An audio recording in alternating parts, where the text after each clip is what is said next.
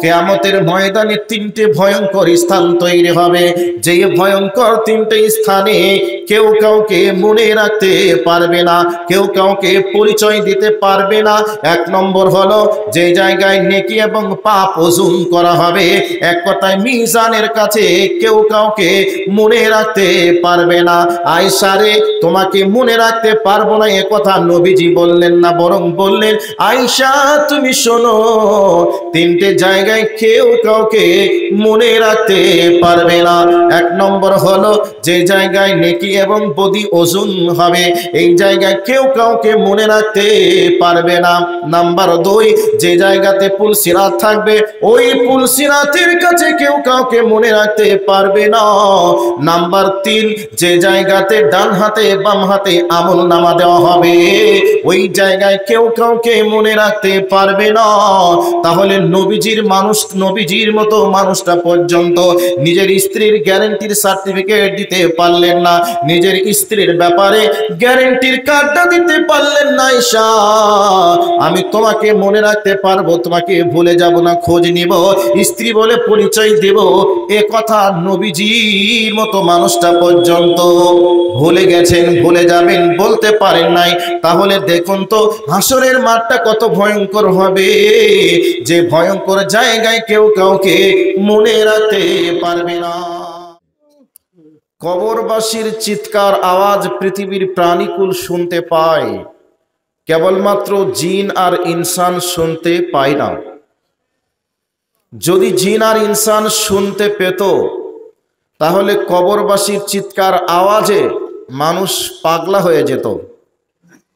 আজকে সেই কবর উপলক্ষে হচ্ছে আয়োজিত সভা, এরপরে চলছে মেলা, এরপরে চলছে নারী পুরুষের একাকার চলাফেরা। ওই জায়গায় ছেলে এবং মেয়ে একাকার হয়ে চলছে মেলাতে, ঝালবড়া বেগুনি জিলাপি খাচ্ছে। আজকেই মনে হচ্ছে যেন জনমের শেষ খাওয়া, আর কোনোদিন খেতে পাবে না।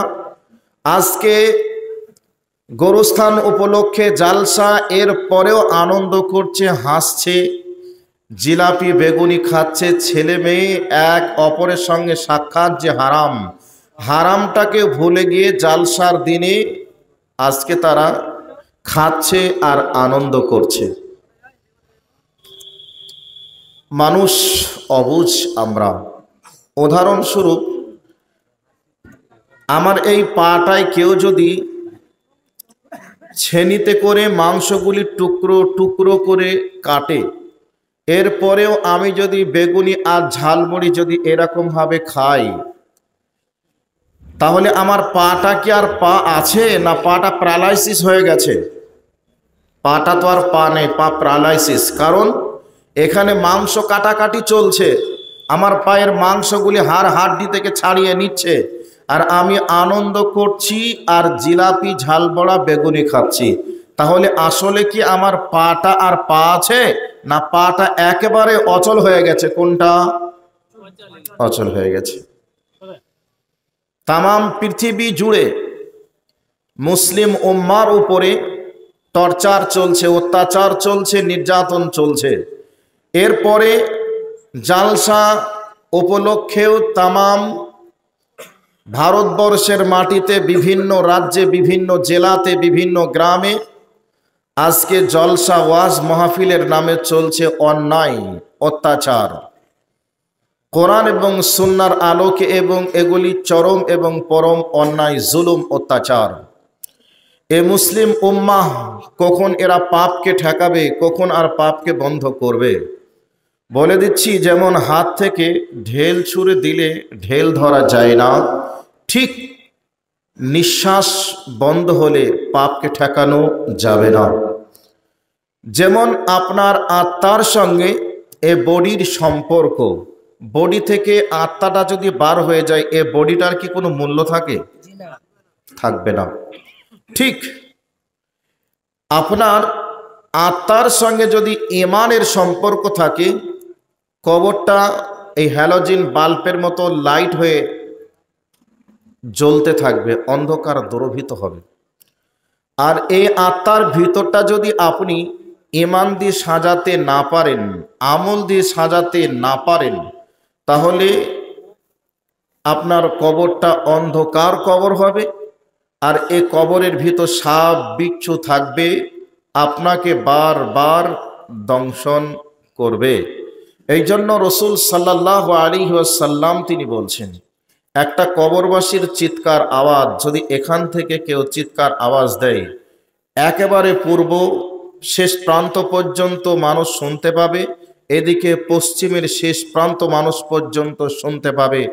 এত বিকট চিৎকার আওয়াজ, সেখানে কাঁদবেন, চিৎকার করবেন, দেখার কোনো লোক থাকবে না, আপনার পাশে দাঁড়িয়ে আপনাকে সাহায্য করার মতো কোনো কেউ থাকবে না। সেই রকম একটা কবর উপলক্ষে আজকে আয়োজিত সভা, এরপরেও চলছে জুলুম অত্যাচার। আমাদেরকে একটু হুঁশ ফিরবে না? আমরা কি পরকালের দিকে চিন্তা চেতনা কি আমরা করব না? এরপরে আর একটা ছোট্ট করে একটা পয়েন্ট আপনাদেরকে নিয়ে আসছি।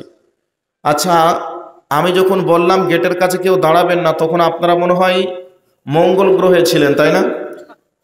মঙ্গল গ্রহে ছিলেন। গেটটা ছেড়ে দাঁড়ান, চুপচাপ গেট ক্লিয়ার করে বসে যান, আর না হয়তো খসেন। কোরআন সুন্নাহর আলো চলবে আর আপনি বেয়াদবের মতো দাঁড়িয়ে থাকবেন, এটা হতে দেওয়া যাবে না।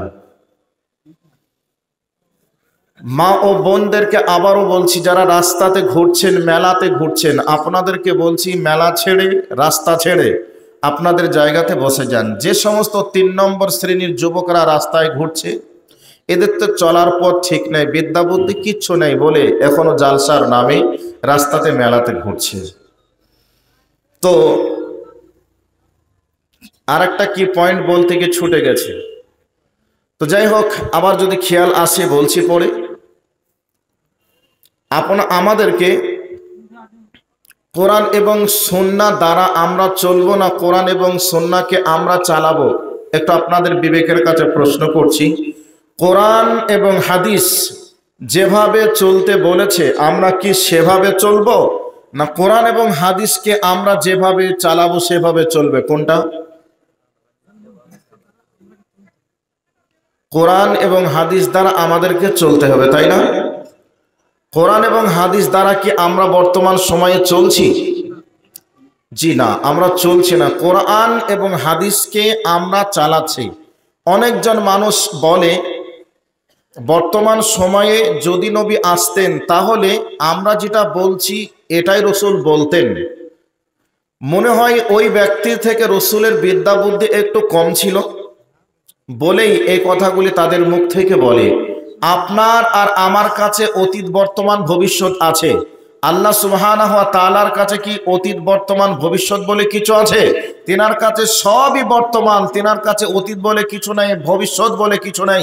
টোটালটাই হচ্ছে বর্তমান কাল। তিনি হচ্ছেন আমাদের আল্লাহ। তো সেই আল্লাহ পাক একবারে নবীজি আসা থেকে নিয়ে শুরু করে কিয়ামত পর্যন্ত যা কিছু লাগবে আল্লাহর নবী দ্বারা আল্লাহ সব কিছু মানুষের কাছে পঙ্খানুপঙ্খ রূপে পৌঁছে দিয়েছেন। এরপরেও যদি আমরা কোরআন এবং সুন্নাহকে মেনে না চলে, বরং আমরা যদি বলি আমরা কোরআন এবং হাদিস মতো না চলে আমরা যেভাবে চলছি এটাই হচ্ছে শরীয়ত, এভাবে চলতে হবে, এভাবে চালাতে হবে, তাহলে সেই ব্যক্তি শিক্ষিত না মূর্খ? মূর্খ। কিন্তু আজকে সমাজ পরিচালক বলছে, মসজিদ কমিটির লোক এমন কথা ইমাম সাহেবদেরকে বর্তমান সময়ে বলছে, মাদ্রাসা কমিটির যিনারা মেম্বার তিনারা বলছেন, চরম অজ্ঞতার যুগে বর্তমান সময়ে আমরা চলছি। তারা কেউ doctor, master, engineer, MA pass, BA pass হতে পারে, কিন্তু প্রকৃত পক্ষে শিক্ষা না থাকার কারণে এমন কথাগুলি তাদের মুখ থেকে বার হয়, আমরা শুনতে পাই। বন্ধু, আপনাদেরকে বলছি, দুনিয়ার কোনো মানুষ যতই বিদ্বান হয়ে থাকেন না কেন, রসুলের মতন বিদ্বান কি হতে কেউ পারবে? কথা বলুন, পারবে? পারবে না। তো রসুল হচ্ছেন তিনি সেরা বিদ্বান, সেরা শিক্ষক। সেই শিক্ষক, সেই বিদ্বান ব্যক্তি যেটা বলেছেন সেটাই চূড়ান্ত রূপে ছিল, চূড়ান্ত রূপে আছে, চূড়ান্ত রূপে থাকবে, কিয়ামত পর্যন্ত থাকবে, এ কথাই সত্য। কাজেই রসুল যেভাবে আমাদের চলতে বলেছেন আমাদেরকে সেভাবেই চলতে হবে। কারণ রসুল একটা কথাও তিনি ব্যক্তিগত বলেননি। আল্লাহ সুবহানাহু ওয়া তাআলা তিনি বলছেন, ওয়ামা ইয়ান্তিকু আনিল হাওয়া ইন হুয়া ইল্লা ওয়াহিয়্যুন ইউহা। আমার নবী ততক্ষণ কোনো কথা বলেননি যতক্ষণ আমার পক্ষ থেকে ওহী প্রাপ্ত না হয়েছেন। এই জন্যে একজন ফার্সি কবি তিনি বলেছেন, মোহাম্মদ হারগিজ না গুফতে বাসাদ। আল্লাহর নবী প্রসঙ্গে একজন কবি বলছেন, আল্লাহর নবী ততক্ষণ কোনো কথা বলতেন না যতক্ষণ সে কথাটা জিবরাইল বলতেন। ততক্ষণ জিবরাইল মোহাম্মদের কাছে গিয়ে কোনো কথা বলতেন না যতক্ষণ আমি আল্লাহ জিবরাইলকে না বলতাম। এক কথাই আল্লাহর নবী যে কথা বলেছেন ওই কথা জিবরাইল বলেছেন, জিবরাইল সে কথা বলেছেন যে কথা আরশে আজিম থেকে আল্লাহ পাক বলেছেন। সেই কথা মতো নবীজি উম্মাহকে শিক্ষা দিয়ে গেছেন। সেই শিক্ষা মেনে আজ উম্মাহ আমরা যদি চলি তাহলে পৃথিবীর মানচিত্রে কোনো রকমের অশান্তির আগুন জ্বলবে না, পৃথিবীর মানচিত্রে কোনো রকমের অবৈধ কাজ কর্ম কিচ্ছু থাকবে না।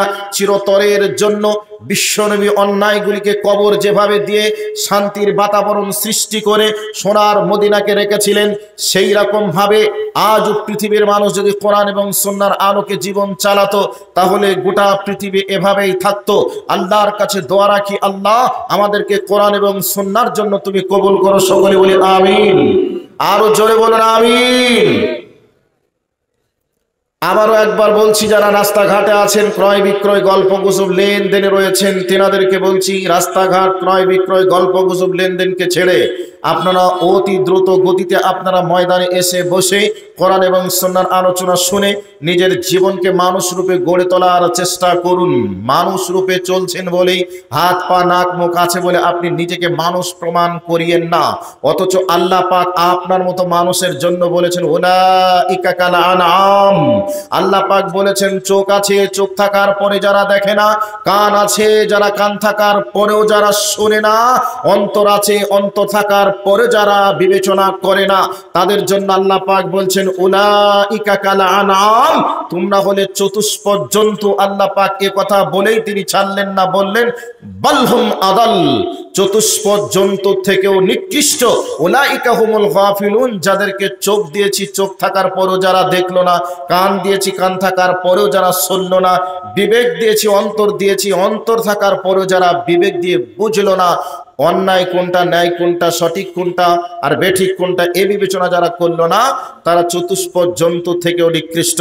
জালসার নামে তুমি চোখ আছে কান আছে বিবেক আছে, এর পরেও তুমি জালসার দিনে মেলাতে যদি ঘুরে বেড়াও তুমি নিজেকে মানুষ দাবি করতে পারো? জি না, তুমি মানুষ নও, তুমি হলে একবারে জন্তু জানোয়ারের থেকেও নিকৃষ্ট। কোরআন এবং সুন্নাহর আলোচনা চলবে, এর পরেও তুমি রাস্তাতে ঘুরবে, তুমি তারপরেও বলবে আমি মানুষ? যে হতে পারে না, অসম্ভব। সেই জন্য বলছি যারা রাস্তাতে ঘুরছেন তাদেরকে আবারও বলছি তাড়াতাড়ি বসে যান। মা ও বোন, আপনাদের জন্য স্যাম্পল স্বরূপ একটা ডোজ আপনাদেরকে দিচ্ছি, আপনাদেরকে একটা ডোজ দিচ্ছি, ভালো করে শুনে নেন। আম্মা জান আয়েশা রাদিয়াল্লাহু তাআলা আনহা একটা মহিলা ছিলেন। আপনাদেরকে জিজ্ঞাসা করছি, তিনি একটা মহিলা ছিলেন কি ছিলেন না? তো হযরত আম্মা জান আয়েশা রাদিয়াল্লাহু তাআলা আনহা তিনি একজন মহিলা মানুষ। তিনার ভিতরে যে চাহাত ছিল এখনকার মহিলাদের ভিতরে সে চাহাত আছে, তাহলে তিনি একজন মহিলা, ইনারাও একজন মহিলা। আম্মা জান আয়েশা রাদিয়াল্লাহু তাআলা আনহা তিনি তিনার নানির কাছে বলছেন, নানি, কথাটা কত দামি একটু ভালো করে শুনে নেন। এই শিক্ষাটা যারা এখানে আছেন তেনারা সকলে এটা ব্রেনের ভিতরে ডাউনলোড করে নেন। বাড়িতে গিয়ে নিজের বৌমাকে, নিজের মেয়েকে, নাতনিকে, নিজের স্ত্রীকে এটাকে আপনি শোনাবেন। ডাউনলোড করে ভালো করে নেন, বাড়ি গিয়ে শোনাবেন। আম্মা জান আয়েশা রাদিয়াল্লাহু তাআলা আনহা তিনি একজন মহিলা মানুষ। আম্মা জান আয়েশা রাদিয়াল্লাহু তাআলা আনহা যখন নিজের স্বামীকে হারান, তেনার বয়স ছিল মাত্র 18 বছর বয়স। এই 18 বছর বয়সের আগে, এক কথা তিনি যখন বেঁচে ছিলেন, রসুলের ইন্তেকালের পরে নানির বাড়ি গিয়েছেন, নানিকে বলছেন, নানি আমি যে খুব ভয় পাচ্ছি নানি, আমি খুব টেনশনে, আমি খুবই হতাশার ভিতরে আমি আছি। নানি জিজ্ঞাসা করেছেন, বোন কিসের কারণে, কি হয়েছে, হতাশা কেন, টেনশন কেন বোন বলো তো?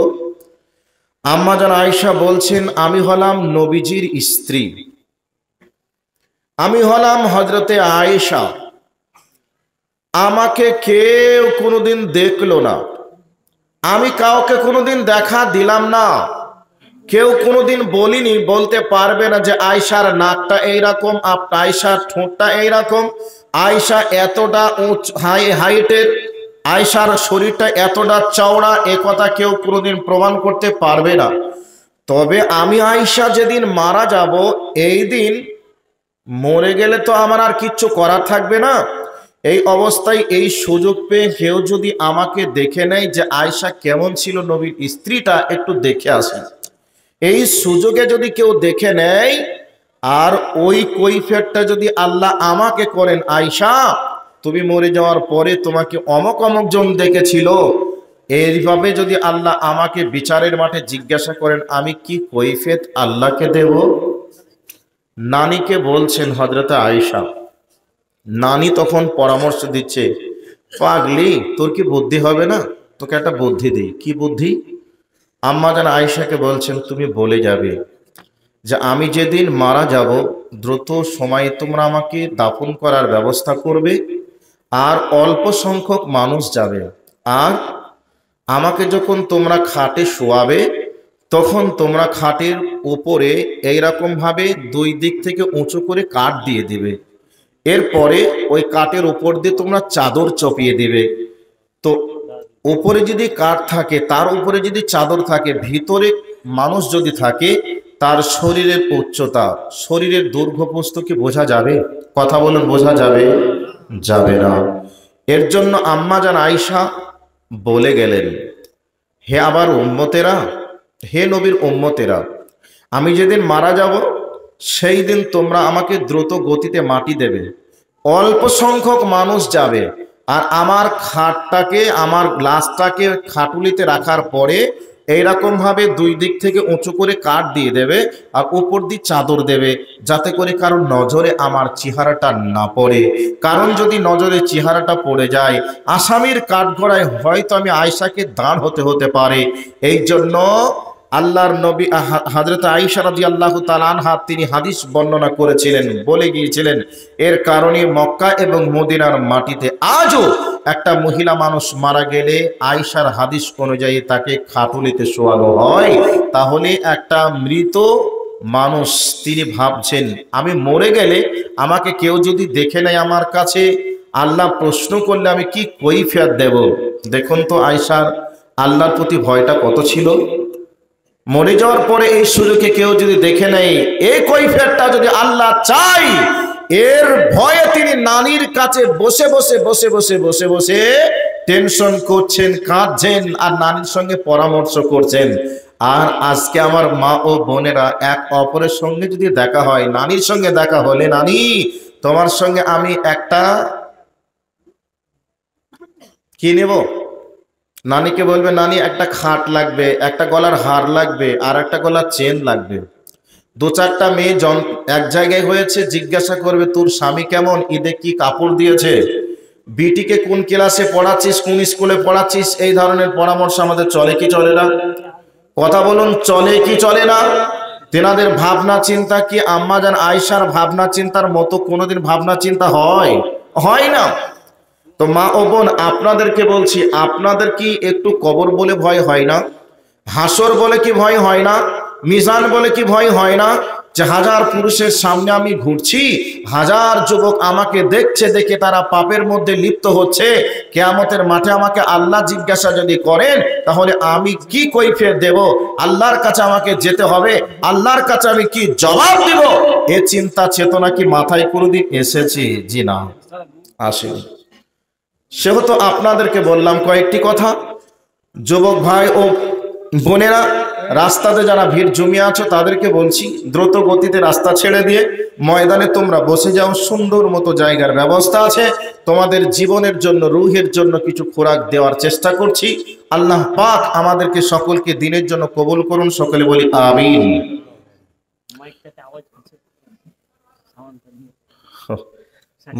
আচ্ছা, মাইক ম্যান একটু সাউন্ডকে বাড়াবেন, আর যাতে গলার আওয়াজ না ধরে সে ব্যবস্থাটা আপনি করবেন। হ্যাঁ। ইন্নাল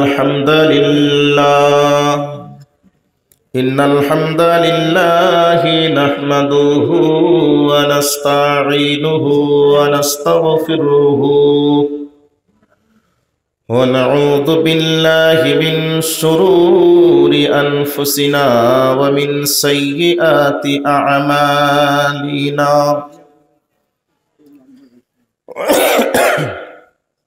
من يهده الله فلا مضل له ومن يضلله فلا هادي له وأشهد أن لا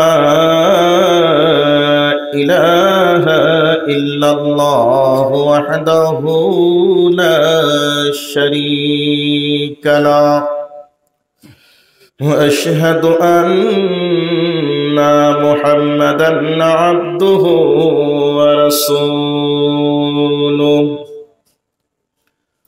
أما بعد أعوذ بالله من الشيطان الرجيم بسم الله الرحمن الرحيم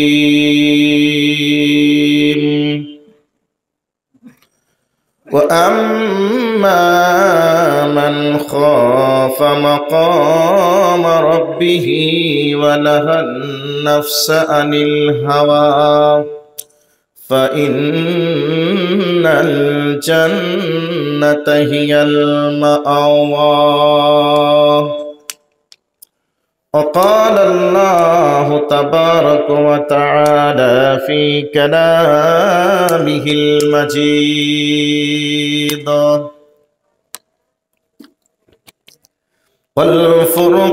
والفرقانه الحميد ولمن خاف مقام ربه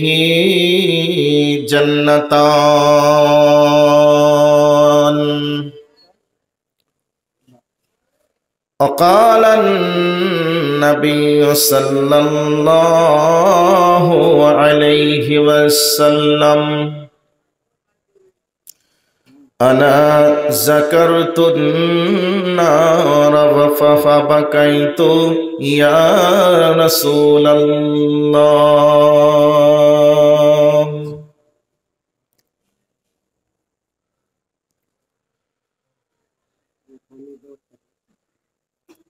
জমিলে মওত হবে শোনো বন্ধুগণ, সর্বক্ষণ চিন্তা কর সমাধি আপন। লক্ষ লক্ষ দেহ কিস্তি সমাধি সাগরে, ফানারিতে রঙে পড়ে ডুবে আছে গরে। যে নাকে শুকিতে তুমি আতর গোলাপ বহ, সেই নাকে বার হবে পুঁজিয়ার লোহ। দোতালাতে তালা ঘরে শুয়ে থাকিতে তুমি, আজকে মাটির ঘরে আছো হে কেমনে। যেই মুখে পান চুন খেয়েছিলে সর্বক্ষণ, সেই মুখের তো পরে পাটি পচিয়া সরিয়া গেছে কয়েক নারী বিছে, সেই মুখে ভরা গেছে মাটি। উপস্থিত চলমান সভার নির্বাচিত সভাপতি সাহেব, উপস্থিত ওলামায়ে দ্বীন, সামনে বসে থাকা ইসলাম পিপাসিত শ্রোতা মণ্ডলী, পর্দার অন্তরালে পর্দার নামে বেপর্দা মা ও বোনেরা, প্রশংসা আল্লাহ পাকের জন্য। সংক্ষিপ্ত ভাষায় প্রশংসা আদায় করি, সকলেই বলি আলহামদুলিল্লাহ। তারই পরে পরে শান্তি বর্ষিত হোক মহাবিশ্বের মহানবী নবী মুহাম্মদুর রাসূলুল্লাহ সাল্লাল্লাহু আলাইহি ওয়াসাল্লামের উপর। আল্লাহুম্মা আমিন, আল্লাহুম্মা সাল্লি আলাইহি, আল্লাহুম্মা বারিক আলাইহি। আপনাদের সম্মুখে পবিত্র কোরআন থেকে দুইটি সূরা থেকে দুইখানা আয়াতে কারিমা, হাদিসে নববীর একটি হাদিসের সংক্ষিপ্ত একটা অংশ পরিবেশন করেছি। কোরআন এবং সুন্নাহকে সামনে রেখে অল্প সময়ের মধ্যে কিছু আলোচনা করব। যদি আমার মুনিব আমাকে বলার সুযোগ দেন তো ইনশাআল্লাহ আলোচনা হবে। আজকের বক্তব্যের বিষয়টি হবে, একটু ভূমিকা করে নিই তারপরে বলছি। আমাদের এই বডিটাকে আল্লাহ পাক দিয়েছেন, এই বডিটাকে আল্লাহ পাক 3 রকমের পার্টস দিয়ে তৈরি করেছেন। কয় রকম বললাম? 3 রকমের। এক রকম হচ্ছে পায়ের নখ থেকে নিয়ে মাথার চুল পর্যন্ত, লিখুন কয়েকটি পার্টসের নাম আসবে। 2 নম্বর হলো আরেকটি পার্টস মানুষের ভিতরে লোড করা আছে, এগুলি দেখেছি অনেকে, না দেখলেও আমাদের বিশ্বাস আছে। যেমন এক শ্রেণীর মানুষ সেগুলি আছে, দেখেছে, হাড় আছে, লিভার আছে, যকৃৎ আছে, কলিজা আছে, ফুসফুস আছে, নাড়ি আছে, এই ধরনের অগণিত পার্টস এ মানব দেহের ভিতরে আছে। আর এক রকম পার্টস হচ্ছে যেটা কেউ কোনোদিন দেখিনি, দেখা যাবে না, কিন্তু সবার বিশ্বাস এ মালগুলি সবার ভিতরে আছে। যেমন হিংসা, বিদ্বেষ, ভালোবাসা, ভয়, অহংকার, এ ধরনের জিনিসগুলি সবার ভিতরে কম এবং বেশি আছে। আছে না নেই? কথা বলুন, আছে না নেই? আছে। আচ্ছা বলুন তো, হিংসা, এক অপরের ভালো কিছু দেখলে আগুনের মতো জ্বলে যায় আমরা। এই হিংসা এ কেমন জিনিস? এ খায় কি? এ থাকে কোথায়? এর দৈর্ঘ্য কত, প্রস্থ কত? এগুলি আমরা কোনোদিন দেখেছি? কিন্তু এগুলি সবার ভিতরে আছে না নেই? আছে। কম এবং বেশি সবার ভিতরে আছে। হিংসা হচ্ছে একটা মারাত্মক জিনিস। রসুল এ ব্যাপারে হাদিসে বলেছেন, যেমন আগুনে কাঠকে জ্বালিয়ে দেয়, হিংসা মানুষের নেক আমলকে ধ্বংস করে দেয়। এগুলি জানার পরেও আমরা হিংসায় ফেটে পড়ি। পড়ি কি পড়ি না? পড়ি। ভালোবাসা, ভালোবাসা কেমন? এর রং কেমন? এর দৈর্ঘ্য প্রস্থ কেমন? আমরা কি কোনোদিন দেখেছি? দেখিনি। তবে এই ভালোবাসা, একটা ছেলে আর একটা মেয়েকে ভালোবাসে, একটা মেয়ে আর একটা ছেলেকে ভালোবাসে, এই ভালোবাসার জন্য আজ বর্তমান সময়ে প্রাণ দিচ্ছে। এগুলি আমরা সোশ্যাল মিডিয়ার মাধ্যমে দেখছি কি দেখছি না? দেখছি। আচ্ছা, ভালোবাসার জন্য প্রাণ দিচ্ছে, এরপরে ভালোবাসার রং কেমন আমরা কি কোনোদিন দেখেছি? দেখিনি। আর একটা জিনিস, ভয়, পুলিশের ভয়, চোরের ভয়, ডাকাতের ভয়, হাসরের ভয়, পুলসিরাতের ভয়, মিজানের ভয়, এ ভয়গুলি আমাদের এক অপরের অন্তরের ভিতরে আছে। ভয় কেমন? এগুলি কি কোনোদিন দেখেছি? দেখিনি। সামনে চলছেন, যেতে যেতে দেখলেন একটা বড় সাপ এইরকম ভাবে ছবল মারার জন্য দাঁড়িয়ে আছে। আপনি যখনই সাপটাকে দেখবেন তখন আপনি গাড়িতে ডিস্ক ব্রেক মারার মতো দাঁড়িয়ে যাবেন। যাবেন কি যাবেন না? যাবেন। একটা বাঘ আপনাকে তাড়া করেছে, দেখেছেন, তো বাঘটাকে দেখে আপনি পালিয়ে যাবেন। ভয়, তো ভয় এমন একটা জিনিস আপনাকে একেবারে ক্যাপচার করে দেয়, দাঁড় করে দেয়, ব্রেক করে দাঁড়িয়ে দেয়। তো এইরকম একটা জিনিস, তো এই ভয় আমার আর আপনার অন্তরের ভিতরে আছে না নেই?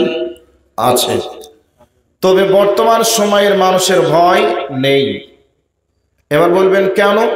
বলছি। আগে ছাত্ররা মাস্টারদেরকে দেখে ভয় করতো না? মাস্টার আসছে, ছাত্র দেখেছে, সাইকেল চড়ে যেতে যেতে নেমেছে সাইকেল থেকে, মাথা নামু করে মাস্টারকে দেখে চলে গেছে। বর্তমান 2022 সালের 29শে নভেম্বরে রিপোর্ট হচ্ছে, একটা ছাত্র যদি একটা মাস্টারকে দেখে, মোটরসাইকেলের গতি যদি 50-এ ছিল, মাস্টারকে দেখার সাথে সাথে মোটরসাইকেলের গতি 80+ অতিক্রম করেছে। বর্তমানে চলছে কি চলছে না? একসময় মাস্টারদের সম্মান ছিল, বয়স্ক মানুষদেরকে দেখে বাচ্চারা ভয় করত, সম্মান করত। এরপরে আলেম ওলামাদেরকে দেখে সম্মান করত। এই মন্ত্রী সাহেব আসছে, মহিলারা সাথ দেখে কেউ বাড়ির ভিতরে চলে যেত, গাছের আড়ালে লুকিয়ে যেত, মাথায় ঘোমটা কেটে দাঁড়িয়ে যেত। বর্তমান সময়ের মা ও বোনেরা আমার মতো 1 কুইন্টাল ওজনের মৌলবীটাকে দেখেও ভয় করে না, লজ্জাও করে না। ঠিক একই জায়গায় এক চায়ের দোকানে বসে এক জায়গায় 2 বন্ধু চা খাচ্ছে। চা হালাল জিনিস, এটাকে বাম হাতে ধরেছে, সিগারেটটা হারাম জিনিস ডান হাতে ধরেছে। একজন বলছে, এই ওই তো মৌলবী সাহেব আসছে, তাড়াতাড়ি ফেল সিগারেটটা। তখন ওই ছেলেটা বলছে, তেট কাকে কি বলছিস, আল্লাহকেই ভয় করি না তো মৌলবীকে ভয় করে কি করব? এরকম কথা বর্তমান সময়ে বলছে কি বলছে না? তো বর্তমান সময়ের মানুষ আল্লাহকেও ভয় করে না, তো আলেম ওলামাকে ভয় করবে কি করে? আগে আমরা